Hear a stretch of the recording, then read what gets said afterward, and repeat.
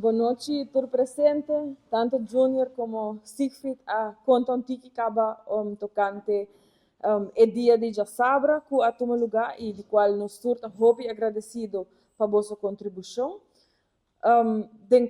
Como me está representando UNESCO Aruba, Comissão Nacional, me te quer é importante para vosso compreender rato quão importante vossa participação de Jasabra Tawatata. 80 anos passar, Segunda Guerra Mundial acaba.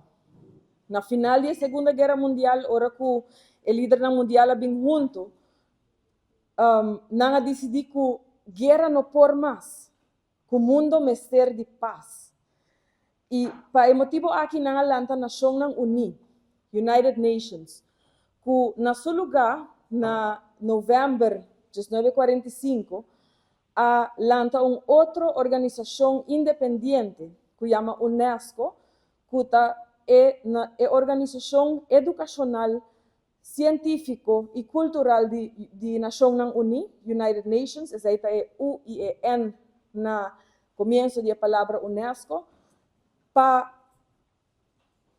o pueblo a comunidade para líder stop de papel solamente riba política e forma tratado para chegar na paz, pero para nós começar a educar o ser humano tocante paz. Como nós estamos incapazes de mente de ser humano. E isso aqui nós estamos solamente com educação, conhecimento e respeito para a cultura de para o outro.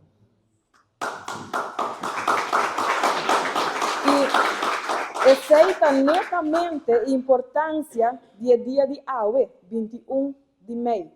Camino nós está celebrar a diversidade cultural, não somente de nas islas, mas mundialmente. Para sobre solamente ora que nós por, não somente expressar nossa própria cultura, mas demonstrar essa aqui na outra gente, nós por sim respeitar outro. E ora que nós respeitar outro, tem paz.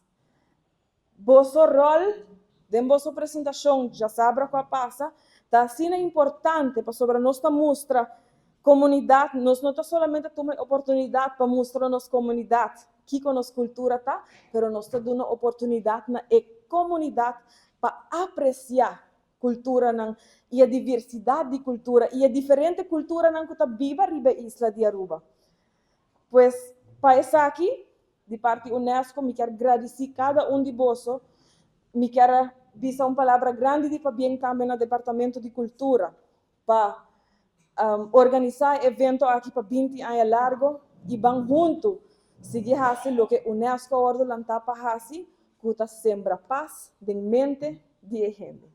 Mas danke e para bem a cada de vocês que reconhecimento.